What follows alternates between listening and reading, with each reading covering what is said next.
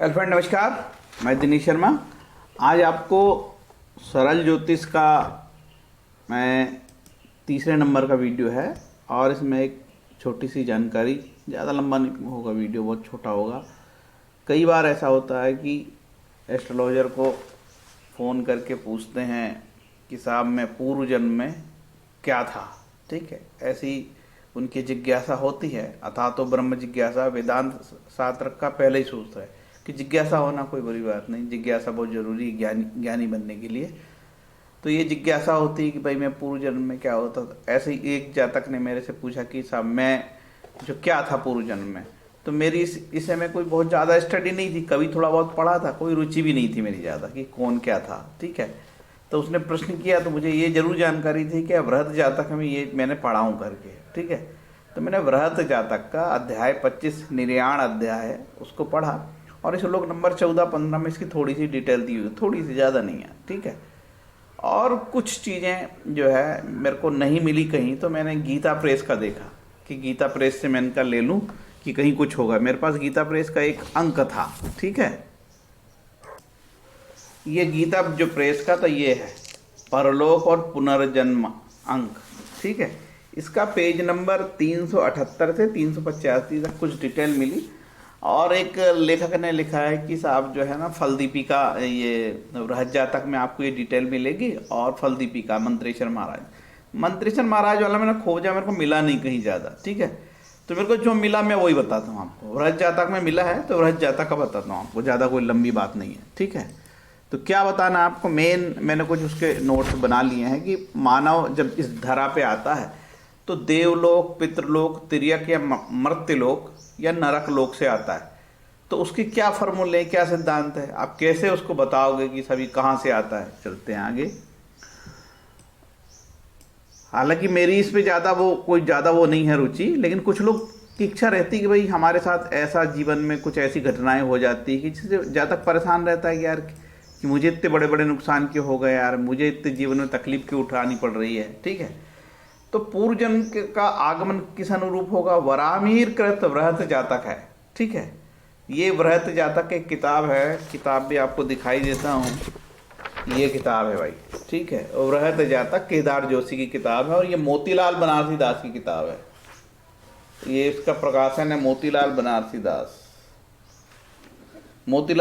दास की वृहत जातक केदार दत्त जोशी की है। ठीक है, और इसके ना निर्याण अध्याय में श्लोक नंबर 14 का ही सूत्र में आपको विस्तार से बता रहा हूं। और कुछ चीजें मैंने गीता के जो अंक है, पुनः जो अंक है उससे कुछ लिया है मैंने, है ना। ओके, तो पूर्व जन्म का के लिए सिद्धांत जो थ्योरी लिखी है वरामीर साहब ने, उसमें देशकांड कुंडली का। अब देशकांड कुंडली क्या है, ये D3 कुंडली बोलते हैं। ठीक है, मतलब एक राशि के 30 अंश होते हैं और आपका यदि जन्म पहले एक अंश से लेके 0 से लेके 10 अंश तक होगा, आपकी लगन होगी तो पहले देशकांड में, और यदि 0 से लेके 10 से लेके 20 तक होगी तो दूसरे देशकांड में, और 20 से लेके 30 तक होगी तो तीसरे कांड में। एक देशकांड का चार्ट आता है, उसमें बड़े आसानी से देखा जा सकता है, उसमें कोई बहुत बड़ा गणित नहीं भैया ये। ठीक है, तो उसमें मेन माना है कि सूर्य और चंद्र को, आपके सूर्य और चंद्र के बल को देखा जाता है। सूर्य और चंद्र में कौन बली है, तो आप कैसे देखोगे सूर्य और चंद्र कैसे बली है। देखो सॉफ्टवेयर में तो सीधे सीधे बता देता है कि कौन बली है। ठीक है, और नहीं होगा तो निश्चित रूप से सूर्य यदि उच्च का हो, अच्छे स्थान पे बैठा हो, केंद्र त्रिकोण में बैठा हो तो अच्छा, और चंद्रमा यदि नीच का हो, खराब हो तो फिर खराब। वैसे ही सूर्य को देखना। ठीक, यदि शत्रु राशि में बैठा हो तो खराब, या 6-8 में बैठा हो खराब। तो यही सूत्र है सिर्फ। तो सूर्य और चंद्र को पकड़ लेना और वो ये देखना है कि वो देशकांड कुंडली में कहाँ बैठा है। आपकी D3 कुंडली आप देखना और उसमें सूर्य और चंद्र कहाँ बैठे हैं। पहले तो ये देखना है कि कौन सा ग्रह बली है। ठीक है, जो ग्रह बली होगा उसको लेना आप, जैसे सूर्य बली है आपका तो सूर्य को देखना कि आप देशकांड कुंडली में किस राशि में बैठा है, उस राशि के गुरु, उस राशि के स्वामी को पकड़ना। ठीक है, देशकांड कुंडली में सूर्य और चंद्र कहाँ बैठे हैं पहले देखना, सूर्य और चंद्र में से कौन बली है। मान के चलो सूर्य बली है तो सूर्य को D3 कुंडली में देखना है कि वो किस राशि में बैठा है, फिर उस राशि के स्वामी के अनुरूप ये जानना है कि आप किस जन्म लोक से आए हो। यदि गुरु की राशि में बैठा है, धनु और मीन में बैठा है, तो देवलोक से आए। यदि चंद्र और शुक्र के हिसाब से देखना तो फिर आप देखोगे कि भाई ये जो है, यदि चंद्रमा और शुक्र की राशि में बैठा हो, तो चंद्रमा की राशि तो कर्क होती है, शुक्र की राशि दो होती है, वृषभ और तुला। इसमें यदि वो आपका बैठा हो ग्रह सूर्य चंद्र में से जो बली हो, तो उसको पितृलोक मानना। और यदि सूर्य और मंगल की राशि में बैठा हो, तो सूर्य की राशि सिंह, मंगल की राशि नंबर 1 मेष और वृश्चिक, तब तिर्यक मर्त्यलोक से आने की आपका आगमन हुआ। और यदि शनि बुध की राशि, तो शनि की राशि मकर और कुंभ, बुध की राशि मिथुन और कन्या। इन राशि में आपका सूर्य और चंद्र बैठा हो जो बली हो, तो नरक लोक से आपका आगमन होगा, ऐसे बताया गया है। और अब चूंकि आपका आगमन तो हो गया, देवलोक से आ गए, आप पितृलोक से आ गए, तिर्यक लोक से आ गए, नरक लोक से आ गए, तो आपकी उस समय कैसी योनि थी? उत्तम, मध्यम और अधम। उत्तम सबसे अच्छी योनि, मध्यम बीच की योनि, और अधम सबसे नीच योनि। ठीक है, जीव जंतु जानवरों की योनि। उत्तम योनि में मानव योनि मान के चलो, मानव योनि में थे, मानव योनि से आए। अधम योनि से अधम में आए। ठीक है, अधम से यदि ग्रह उच्च के होंगे, तो कौन से ग्रह उच्च के होंगे? इन्हीं ग्रह के बारे में बात कर रहा हूं। अब आप देखते हैं, इसी तरीके से जब आपकी मृत्यु होती है, तो मृत्यु का समय नोट करके यही फार्मूला वहां पे आजमाना। ठीक है, किसी की मृत्यु हो गई है और उस समय जब सूर्य और चंद्र में कौन बली है और दृष्टांत कुंडली में किस राशि में गया, उसी लोक में जातक जाएगा। ये फार्मूला है। इसके बाद मंत्रेश्वर महाराज ने लिखा है, जैसा कि गीता प्रेस वाले उसमें लिखा। मंत्रेश्वर महाराज की मैंने किताब पढ़ा था, मेरे को मिला नहीं आ रहा और मैंने ढंग से देखा भी नहीं। ठीक है, वो कहता है कि नवमेश के अनुसार मनुष्य के पूर्व जन्म का फल। नवमेश यदि आपका नीच का है, बहुत खराब है, नवम स्थान पीड़ित है, तो मान के चलो यार कि पूर्व जन्म के कर्म हमारे बड़े खराब हैं यार। ठीक है, और यदि अच्छे हैं तो निश्चित रूप से अच्छे हैं। उसी तरीके से पंचपेश के अनुसार परलोक का विचार करना कि आपका आगे का कैरियर, आगे का जीव कैसे होगा, उसी अनुरूप आपकी जाति होगी, दिशा होगी। तो जाति और दिशा के भी विषय में बताया है और गुरु का स्थान बताया है। शुक्र चंद्र से पूर्ण पवित्र नदी स्थल, बुध से पवित्र स्थल, शनि से निंदनीय और मलेच्छ भूमि, और सूर्य से पर्वतीय जंगल प्रदेश, मंगल से कीकर अशुभ स्थान। ठीक है, तो यदि आपको और इसमें उत्सुकता है तो आप बृहद जातक देख सकते हो। चीजें इससे ज्यादा नहीं दी हुई है। ठीक है, इससे ज्यादा है ही नहीं। अब इसके विषय में कोई बहुत बड़ी बड़ी बातें कर रहा है तो आप स्वयं अपनी बुद्धि से समझदार होना चाहिए कि शास्त्र ने एक ठो श्लोक लिख दिया यार। ठीक है, अब उसके इस बात को लेके इतना तूल देना कि ये है और वो है, अपने मन से डींग मारना, तो वो ज़्यादा ठीक नहीं है। जब शास्त्र ही एक श्लोक लिख रहा है, अब आप करोगे क्या यार? कहाँ से आए हो? कहीं से भी आए हो, आप इस जन्म को सुधार लो। कलो हरि कीर्तन, कलो हरि कीर्तन, कलो हरि कीर्तन, ना गति अन्यथा, ना गति अन्यथा, ना गति अन्यथा। केवल हरि का नाम लो तो ही आपका सब शुभ मंगल होगा और आप खुश रहोगे। इसके अलावा ज़्यादा पंचकाट में पढ़ने की जरूरत नहीं है। यदि अपने बारे में बहुत जानने की इच्छा आपको है तो हरि का भजन करो। पूरा गीता, महाभारत और श्रीमद् भागवत और सभी पुराण कहते हैं कि भगवान के जो भजन करता है, भगवान कृष्ण के जो नाम लेता है, तो भय भी उससे भयभीत हो जाता है ईश्वर के नाम। अब मैंने कृष्ण कहा, तो यदि आप राम के भक्त हो तो किसने मना किया भाई? आपने शिव के भक्त किया है तो किसने मना किया? श्रीमद् भागवत में रात को मैं पढ़ रहा था, भगवान शिव कहते हैं कि भैया जो हरि का भक्त है मुझे बहुत प्रिय है। तो भगवान ही घोषणा कर रहे हैं शिव यार कि हरि का भक्त जो होगा मैं उससे बड़ा प्रसन्न हूँ। इसका ये मतलब नहीं है कि जो शिव का भक्त है वो शिव का भक्त ना रहे, वो शिव का भक्त रहे, शिव की भक्ति करे, लेकिन हरि भक्ति, कृष्ण भक्ति फाइनल मानी है। और देवों में देव भगवान श्री कृष्ण है। गीता का महत्व इसलिए है कि भगवान के मुख से निकली है, कोई शास्त्रों में और कहीं भगवान से मुख से निकली बात नहीं कही जाएगी। इसलिए पद्म पुराण में गीता की काफी महिमा है कि भगवान के मुख से हुई है। भगवान ने वो वाणी अपने स्वयं के मुख से कहे हैं, अर्जुन को बताए हैं। कहाँ बताएं? जब महाभारत हो रही थी तो महाभारत का भीष्म पर्व का 22वें से श्लोक से लेके 43वें श्लोक तक गीता दी हुई है। ये महाभारत का पार्ट है गीता। तो भगवान भक्ति, कृष्ण की भक्ति आप करो, शिव की भक्ति करो, राम की भक्ति करो। और रामचरितमानस में तो कहा है कि भाई केवल आप भाव से कहो, कुभाव से कहो, आपका मन लग रहा है नहीं लग रहा है, श्री राम जय जय राम, आप अपने काम धंधा करते रहो। और यदि किसी को कृष्ण से काम है तो कृष्णम वंदे जगत गुरु भज गोविंदम। शंकराचार्य ने फाइनली कहा है कि भज गोविंदम भज गोविंदम भज गोविंदम मूढ़मति।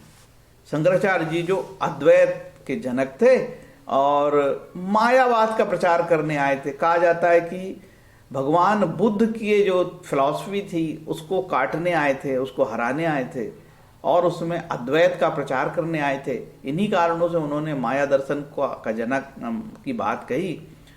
और उन्होंने फाइनली उन्होंने भी कहा कि भज गोविंदम भज गोविंदम भज गोविंदम मूढ़मति।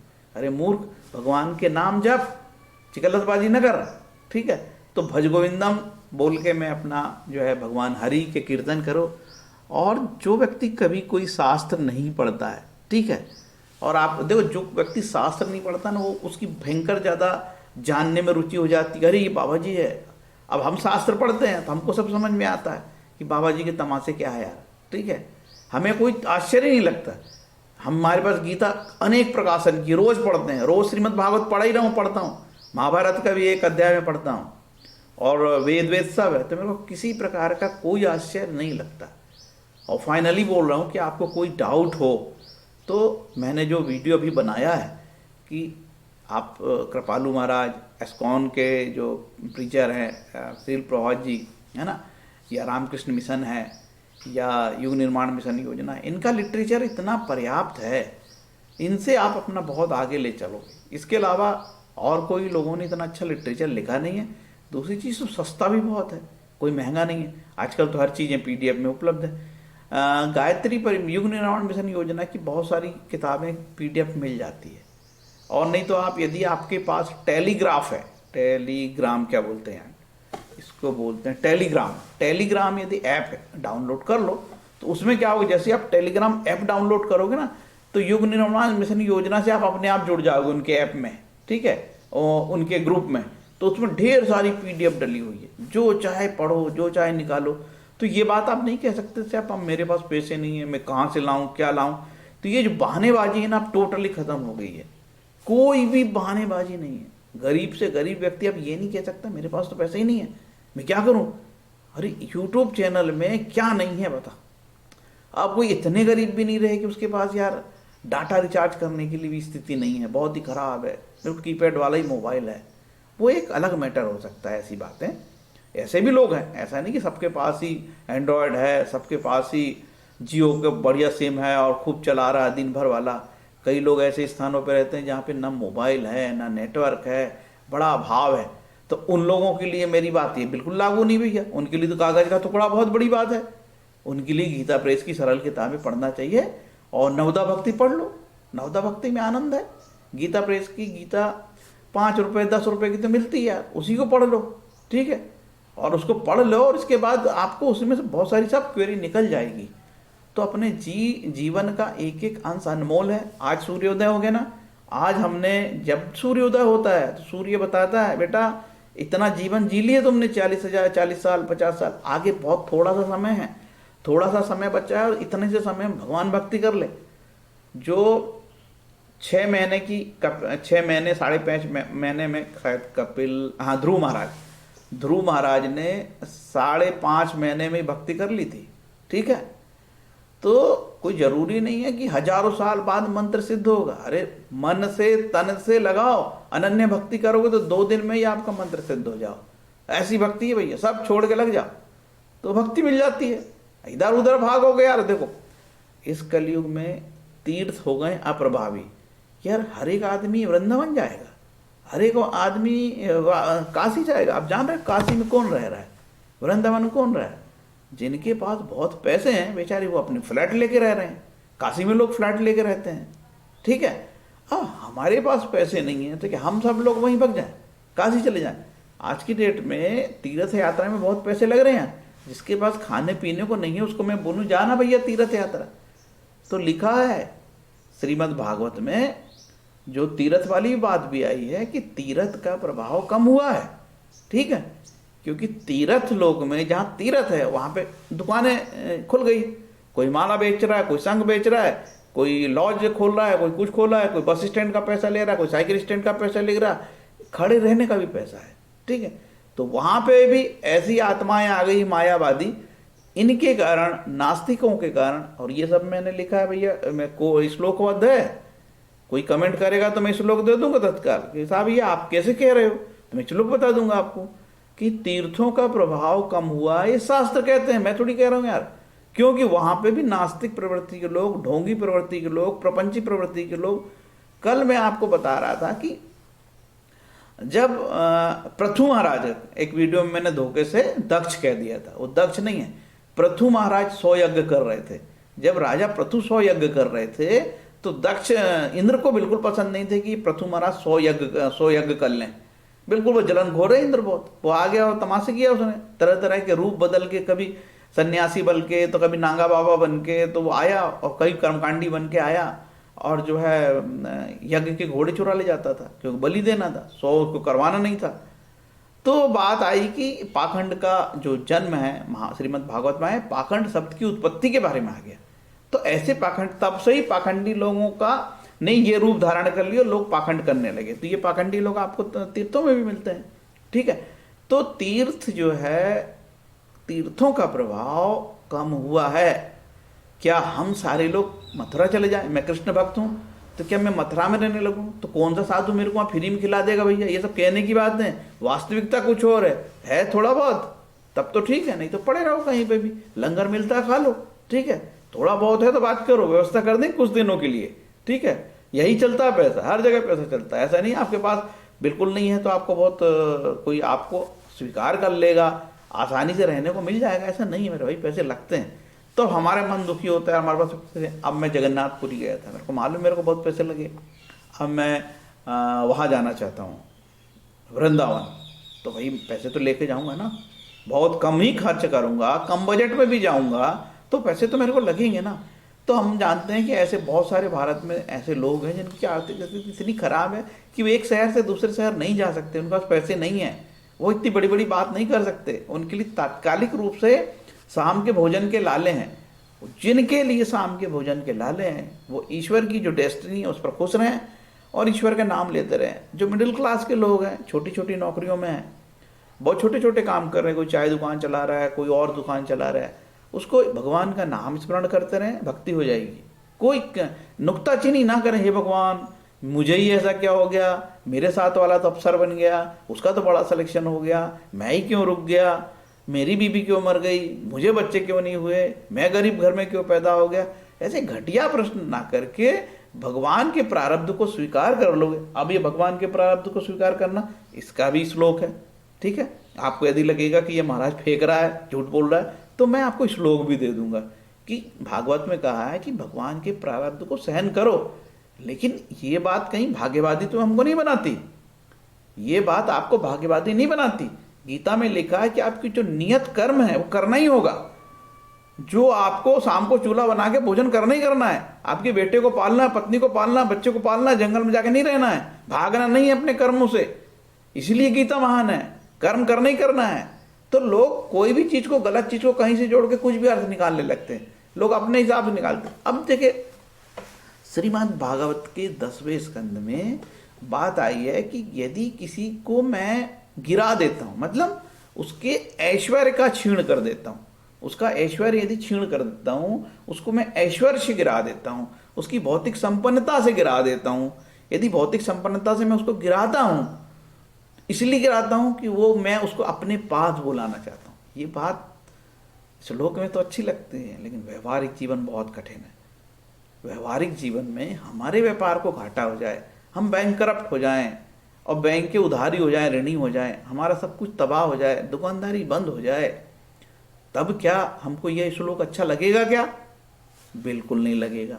ठीक है, ये श्लोक की समझ हमको नहीं आएगी, हम कोसेंगे भगवान, पानी पी पी के गाली देंगे भगवान। अरे हमारा फैक्ट्री बर्बाद हो गया। भगवान आप ये कह रहे हो कि मैंने तेरे को अपने पास बुलाया है, मुझे नहीं आना आपके पास, मुझे तो फैक्ट्री दे। और सब व्यक्ति अपनी भौतिक लालसाओं को लेकर साधु संतों के चक्कर काटने लगते हैं। उनको जैसे ही पता लगा कि फला पहाड़ी में माता बैठी, वहाँ चले जाते हैं, तो वहाँ पगले जैसे जाने लगे। कोई शनि मंदिर जाने लगा पगले जैसे, कोई शनि की पूजा करने लगा भगवान कृष्ण को छोड़ के। अरे दुष्टों, भगवान कृष्ण को, शिव को, राम को, माँ शक्ति दुर्गा को, इनको पूजो, गणेश भगवान को। शनि को पूजोगे? शनि की पूजा शास्त्रों में दी नहीं है मेरे भाई। हरि के भजन गाओ, कृष्ण की पूजा करो, शिव की करो, राम की करो। रामचरित मानस का केवल आप सुंदर कांडी एक मंगलवार को पढ़ लेते हो या शनिवार को पढ़ लेते हो, ग्रह दोष कम होंगे।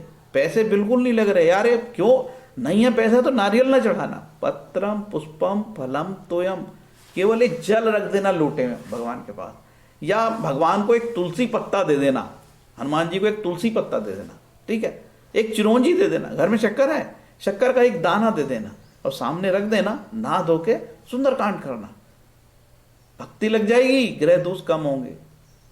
यदि आपका प्रारब्ध बहुत ही खराब है, वो प्रारब्ध तो भोगना ही पड़ता है, कुछ तो सुधार होगा। ये सब नग नगीना मेरे हाथ में नहीं है, मैं नग पहनता ना इस घटिया थ्योरी की बात करता। ये तो धंधे हैं यार, ठीक है। तो ईश्वर भक्ति से ग्रह शांति होती है, इस चीज को आप गांठ बांध लो और इसका स्वयं भी प्रचार करो, लोगों भाई बंधु को बताओ। और शाम सुबह गीता के दो दो अध्याय पढ़ लो। गीता प्रेस का तत्व विवेचनी बहुत अच्छा है, गीता प्रेस का सादर संजीवनी बहुत अच्छा है, और इस्कॉन की श्रील प्रभुपाद की गीता तो बहुत ही अच्छी है। तो मैंने 3 बात बताया, या तो गीता प्रेस का ले लो तत्व विवेचनी, या देखो गीता प्रेस में तो छोटा मंझला सभी प्रकार की गीता है। राम सुखदास ने छोटी भी बना दी, बड़ी भी बना दी है। तत्व विवेचनी बहुत अच्छी है, किसकी? जयदयाल गोयनका जी की। और श्रील प्रभुपाद की तो बात ही क्या यार, पूरी जान लगा दी एक साधु ने गीता लिखते लिखते। श्रीमद् भागवत में जान लगा दी एक साधु ने, अपना शरीर का एक एक खून का कतरा लगा दिया, उसमें एक एक ऊर्जा लगा दिया। वो है श्रील प्रभुपाद, जिनकी गीता पढ़ने से मजा आ जाता है। कौन सा श्लोक कोट नहीं किया यार? श्रीमद् भागवत कोट किया, उपनिषद कोट किया, क्या कोट नहीं किया? ठीक है, बस कोई चीज नहीं है श्रील प्रभुपाद में, क्या? रामचरितमानस के कोई श्लोक, कोई दोहा कोड नहीं मिलेगा आपको, ठीक है। बाकी आप गीता पेश में लोगे, राम सुखदास जी का लोगे या तत्व विवेचनी लोगे, उसमें रामचरितमानस को भी जगह जगह कोट किया है, श्रीमद् भागवत को भी कोट किया है, उपनिषद को भी कोट किया है।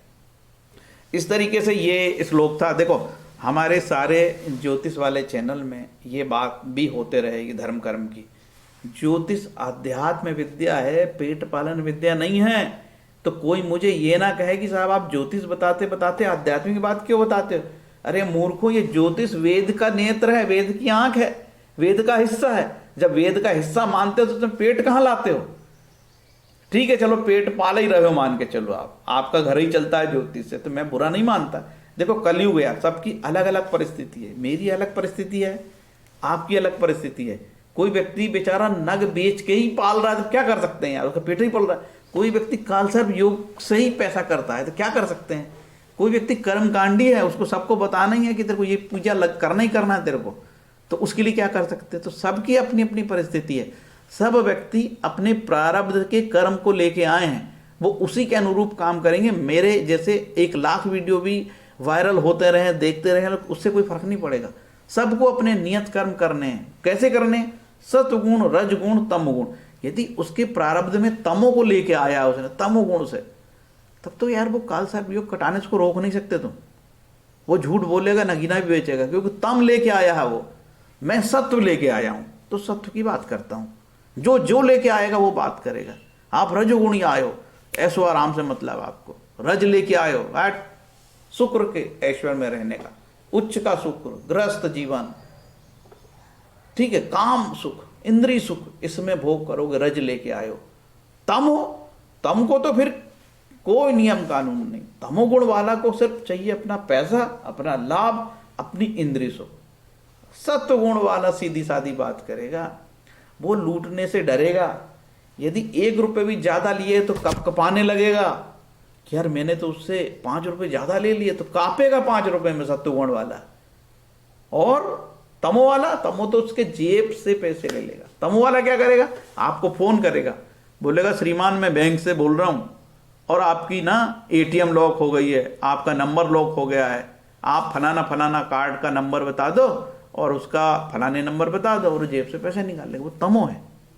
और राजस, राजस को चाहिए मैं विधायक बन जाऊं, सांसद बन जाऊं, मंत्री बन जाऊं, पूरे देश पे कर जाऊं, विपक्ष खत्म हो जाए, विपक्ष खत्म हो जाए और केवल मेरी बोले कि बोले विपक्ष की क्या जरूरत है, बोले मैं ही शासन करूंगा।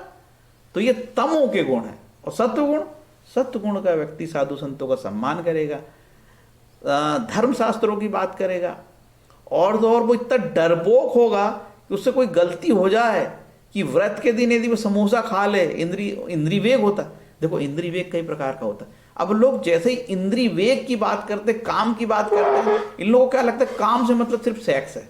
भैया काम की अवधारणा, कंसेप्ट बहुत बड़ी है। रात को मैं आचार्य श्री राम का स्वाध्याय वाली बुक पढ़ रहा था, उसमें लिखा है कि काम जो होता है ना, काम की बहुत बड़ी परिभाषा है। काम में क्या, जैसे कि यार मुझे आज ना हरी मटर आ रही है वो खाना है यार, ठीक है, यार मुझे आज गुपचुप खाना है यार वहाँ के जो है ना वो छोले भटूरे बहुत अच्छे वहाँ खाना है। तो ये जिह्वा का वेग हुआ। यार मैं जब तक किसी को गाली नहीं दूं तो मजा ना आए, तो ये वाणी का वेग हुआ। जब तक यार मैं कोई चीज को छू ना तो मुझे वो स्पर्श का वेग हो गया। तो ऐसे सभी इंद्रियों का वेग होता है। यदि हमने सभी इंद्रियों का वेग सहन कर लिया, लिंग का वेग, उपस्थ बोलते हैं जिसको, लिंग आपका कंट्रोल में नहीं है, आप किसी सुंदर औरत को देखे और लिंग बिल्कुल आपका उतावला हो गया, तो इंद्रियों का वेग हो गया। जीभ का ये हो गया, आपकी जीभ खाने पे मचल पड़ी, यार आज तो मैं वो चीज खाऊंगा ही खाऊंगा यार। कुछ लोग जो है अलग अलग ढाबा में जाके भोजन का टेस्ट लेते, तो उनका वेग है वो, ठीक है। कुछ लोगों को पढ़ने का वेग रहता है कि यार मुझे अच्छे स्वाध्याय करूंगा ही करूंगा मैं, तो यार मेरे को वो किताब लेनी है, पैसे नहीं है लेकिन यार वो किताब बहुत अच्छी लग रही, बार बार देखता आदमी, बार बार देखता आदमी, यार ये किताब बुलाना, ये किताब बुलाना। फिर उसको करता यार ये तो बहुत महंगी है यार, कहाँ से लेके आऊँ, ये किताब तो इतनी महंगी है यार, इसका तो ये चार्जर इतना लग रहा है, इसका शिपिंग साला 200 रुपये लग रहा है, किताब 100 रुपये की है। तो फिर वो उसमें मस्त रहता। तो ये वेग को कंट्रोल करना, इसको बोलते हैं कि इंद्रिय संयम। ये आया गीता में इंद्रिय संयम, श्लोक याद नहीं मेरे को यार, अभी मैं धीरे धीरे तैयारी कर रहा हूँ यार, ये सब श्लोक से साथ बताऊंगा आपको, ठीक है। जब भी कोई बात करूंगा ना मैं श्लोक के साथ बात करूंगा। और इसके बाद क्या है, अपन को भगवा पहनना। ये हिंदुस्तान इतना मूर्ख है, यहाँ का कोई आदमी 4 श्लोक पढ़ने लगे तो उसको बाबा मान लेगा, कोई आदमी लंबा टीका लगा ले तो उसको बाबा मान लेगा, और कोई व्यक्ति लिंग दिखाने लगे तो उसको नांगा बाबा मान लेगा। तो इतने हमारा जो धर्म को इतना तरीके से धर्मभीरू बनाया गया और हम लोगों को इस तरीके से कर्मकांड में उलझाया गया कि हमको उपनिषद में नहीं जाने दिया। हम उपनिषद पढ़ लेंगे तो हम आत्मा का ज्ञान जानेंगे, आत्मा तत्व जानने लगेंगे, तो ये पाखंडियों की बात नहीं सुनेंगे।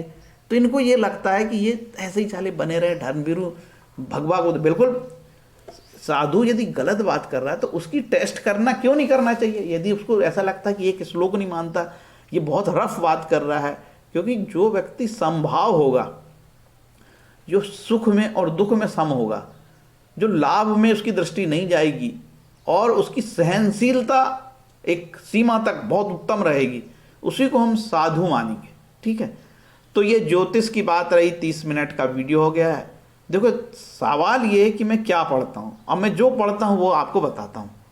अब मेरे लेक्चर धीरे धीरे आध्यात्मिक होते जा रहे हैं और मुझे मालूम है कि मैं रोज़ आध्यात्मिक लेक्चर दूंगा तो मेरे वीडियो को 100 लोग भी देख लें, ये मेरी जीवन की बड़ी उपलब्धि होगी। चलो 100 नहीं देखते, 50 भी देख लें।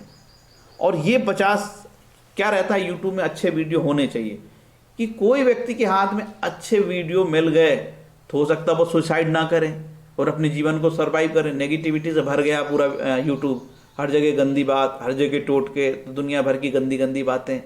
तो हमारे दर्शकों के हाथ में यदि एक अच्छा वीडियो लग जाएगा, लाइन पकड़ ले गया। मैं नर्मदा परिक्रमा से आया हूँ, मैं बताता हूँ कि भूखा दुनिया में कोई नहीं मर सकता। बच्चा चिल्लाता था नर्मदे यार महाराज जी। मैंने बोला यार मेरे घर में मेरा बेटा और पत्नी भी इतना सम्मान नहीं करते होंगे जितना मेरे को वहाँ सम्मान मिल रहा है, नर्मदे यार करके। और खाने की तो कोई कमी नहीं थी।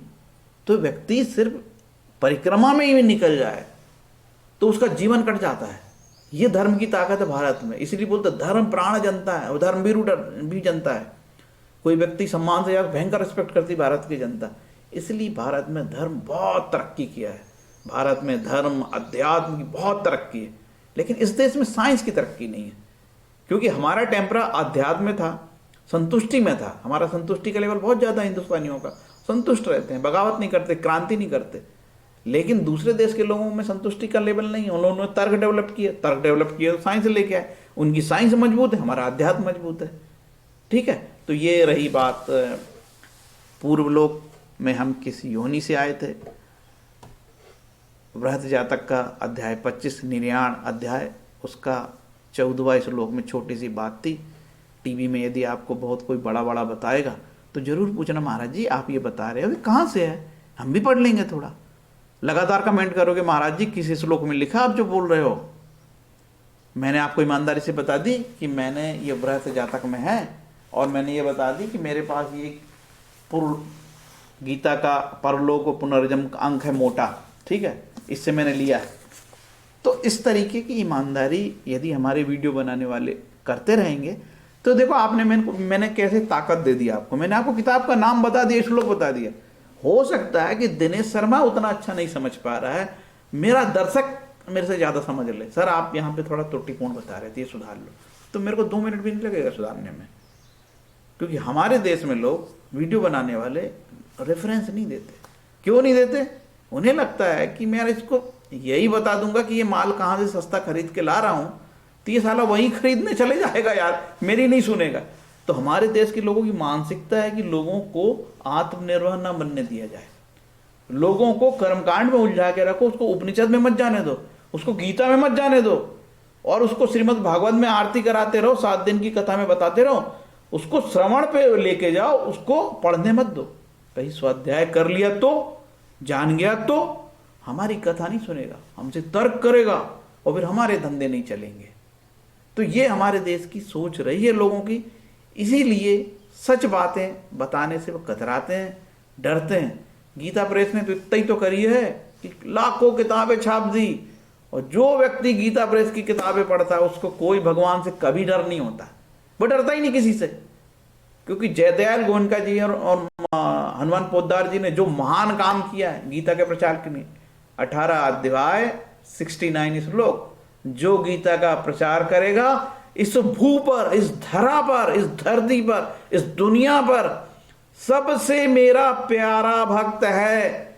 इसीलिए एस्कॉन का साधु एक गीता बेचने के लिए दौड़ता रहता, गीता ले लो, गीता ले लो, गीता ले लो, पढ़ लो, गीता ले लो, पढ़ लो। इसलिए पागल है, वो लालची नहीं है एस्कॉन का साधु। और श्रील प्रभुपाद पूरी दुनिया में प्रचार करने चले गए, करो हरि कीर्तन, पूरी दुनिया में 600 एस्कॉन मंदिर खोल दिए। लालची लोग नहीं है वो, उनको मालूम है कि मेरी एक गीता बिक गई। और अच्छा, अभी एक बात, गीता इसलिए वो फ्री में नहीं देते क्योंकि लोग उसका दुरुपयोग करते हैं। भाई गीता के लिए कागज खरीदना पड़ता है, प्रिंटिंग कराना पड़ता है, तो वो तो लेगा उतना 200-250 रुपये, 250 रुपये की हो गई गीता प्रेस की अभी, सॉरी एस्कॉन की महंगी हो गई, कागज महंगे हो गए, प्रिंटिंग महंगी हो गई। यदि वो एक साधु से आप एक ले लेते और वो साधु जानता कि यदि ये कहीं पड़ गया एक श्लोक भी तो इसका तो भला होना है, और उसका भला होना तो फिर मेरा भला होगा। ये वैसे ही चैन है जैसे एमबे में चैन होती है कि साहब वो माल खरीदेगा तो मेरे को कमीशन मिलेगा। इसी लालच में साधु रहता है कि मेरी एक गीता बिक जाए। यदि मैंने जीवन में एक व्यक्ति को भगवान का भक्त बना लिया तो मेरा तो भला हो गया। और हम लोग कहीं ना कहीं, अभी मैं जस्ट इसके पहले सुन रहा था, मैं कौन और मेरा कौन, कृपालू महाराज की सीरीज है। वो किताब भी बुला रहा हूँ यार, लेकिन थोड़ी महंगी है, अब भयंकर किताबें खरीदनी पड़ती है, ठीक है, लेकिन लूँगा मैं कौन और मेरा कौन। ये किताब कृपालू महाराज की पार्ट 1, पार्ट 2, पार्ट 3 में, क्योंकि महाराज जी ना श्लोक कोट करते हैं, और फिर श्लोक अपने हिसाब से देखो, मजे लो, आनंद लो, रेफरेंस दो। तो आगे आप लोगों को ना अच्छे साधु संत भी बन सकते हो आप, तो उसमें आपको अच्छे श्लोक कोट करना पड़ेगा, तो लोग आपकी बात पे यकीन मानेंगे। नहीं यार, थोड़ा बहुत पढ़ा लिखा साधु है। मैंने ये देखा हूँ कि साधुओं का मेंटल लेवल तो बहुत नीचे चला गया है, क्योंकि पेट पालन के लिए निकले हैं, भक्ति तो है नहीं। तो ये एक और समस्या है। तो आप समझ जाओगे कि यार ये व्यक्ति केवल अपने जीवन को ही आगे बढ़ा रहा है, लेकिन इसमें कोई शास्त्रीय ज्ञान नहीं। मेरा ऐसा मानना है कि जिसको शास्त्रीय ज्ञान हो, तो गीता कहती है ना यार, ज्ञान तत्व होना चाहिए, ज्ञान योग होना चाहिए। जो व्यक्ति ज्ञानी होगा वो भक्त होगा। अब ऐसा भी नहीं कह सकते कि जो ज्ञानी नहीं होगा भक्त नहीं होगा, अनपढ़ आदमी को भी भक्ति मिल जाती है, अनन्य भाव से भक्ति। ठीक है, तो ये 34-35 मिनट का वीडियो हो गया। मुझे उम्मीद है कि ये छोटा सा वीडियो आपको ज्योतिष भी सिखा गया और आपको जो है कुछ धर्म चर्चा भी हमने कर लिए। देखो यार, यदि हम सत्संग नहीं करें जीवन में तो आए क्यों हैं हम आए क्यों, हमारा जीव क्यों आया? तो हमारे हर वीडियो में सत्संग की बात होनी चाहिए। ठीक है, ज्योतिष तो आदमी के जीवन में उतार चढ़ाव आता है तो अपनी कुंडली दिखवाता है, वो सब कुछ करता ही करता है, उसमें कौन सी बड़ी बात है। तो उतार चढ़ाव भरा जीवन है। तो यह अब मैं अपनी वाणी को विराम देता हूँ, आप लोगों की यदि आज्ञा हो तो। ठीक है, और यदि आप लोगों को कोई ऐसे टॉपिक पे ऐसा लगता है कि यार इस विषय में मेरे को बहुत न्यून जानकारी है, कम जानकारी है, तो आप उसमें कमेंट कर सकते हो कि श्रीमान यदि आप इस विषय में थोड़ा विस्तार से बता देंगे तो हम आपको एक नया वीडियो उसमें बना के दे देंगे। उसमें हमको कोई खर्चे नहीं लगते और मेरा सब सेटअप जमाया है और मैं टेक्निकली साउंड हूँ, मतलब टेक्निकली साउंड मतलब बहुत दिनों से वीडियो बना रहा हूँ तो मेरे पास अच्छे सॉफ्टवेयर है। मेरे पास सॉफ्टवेयर यार पैसे वाले हैं, मैंने फ्री में चोरी के कोई सॉफ्टवेयर चलाता नहीं हूँ। ठीक है, जितने सॉफ्टवेयर है मेरे पास सब पैसे वाले हैं, पैसे से खरीदा हूँ। तो मैंने ज्योतिष से जो कमाता था वो पूरी किताबों पे लगा देता हूँ। अभी मेरे को 4000 की किताब बुलानी है। ठीक है, कृपालु महाराज संस्थान की। अब मैंने यार वो किताब बुक तो कर ली लेकिन मेरी हिम्मत नहीं हो रही, मेरा पैसे नहीं है। ठीक है, तो मैं उसमें भी मैं जो बहुत इंपॉर्टेंट किताबें हैं वो भी लाऊंगा। फिर मेरा अगला योजना था कि मैं मनगढ़ जाऊँ, मनगढ़ की योजना बना रहा हूँ, वहाँ से वृंदावन जाने की योजना, सब में पैसे लगते हैं। ठीक है, तो जैसे ही बजट नहीं होता तो आदमी फिर अपना हाथ खींच लेता है, यार क्या उतनी नहीं बुलाते, इतने में काम चला लेते हैं। क्योंकि अपनी ज्योतिष से कोई लूटपाट नहीं, बहुत नॉमिनल फी लेके कुंडली देखते हैं अपन। और दूसरी चीज़, के एन राव साहब ने बोला है कि ज्योतिष से पेट पालना ठीक नहीं, तो वो डरता भी हूँ यार कि अब ज्योतिष से मेरा पेट नहीं पलता, हालांकि क्योंकि मेरी किताबों का शौक ही मेरा इतना तगड़ा है। और तो ज्योतिष में क्या मिलेगा, 500 रुपये की फीस में मेरे को क्या हो गया? दिन में 2-3 कुंडली देखी, कभी आई कभी कुंडली नहीं आई। ठीक है, तो लेकिन किताबों का शौक था मेरा जो है वो चरम पे ही है, वो कभी ख़त्म ही नहीं होता। मैं ज्योतिष कर ही इसलिए रहा हूँ कि मेरे को किताबों का पैसा मिल जाता थोड़ा बहुत, मैं किताब खरीद लेता हूँ। ठीक है, और जब कोरोना का टाइम था उस समय ज्योतिष से काफ़ी पैसे मिले थे, मेरे को बहुत पैसे मिले थे जब कोरोना का समय था। 21 में 2020-21 में काफ़ी पैसे मिले थे। तो फिर मैंने अपने सॉफ्टवेयर खरीदे, खूब किताब खरीदी मैंने उस समय ज्योतिष की, दिल से। एक बार मैंने 12-12 हज़ार 13-13 हज़ार की ज्योतिष की किताब खरीदी, सॉफ्टवेयर खरीदे। मैंने 1 लाख रुपए के सॉफ्टवेयर खरीदे ज्योतिष के, तो मजबूत हुआ मैं उससे। ठीक है, हरे कृष्णा बोल के मैं वीडियो रखता हूँ, बंद करता हूँ। हरे कृष्ण।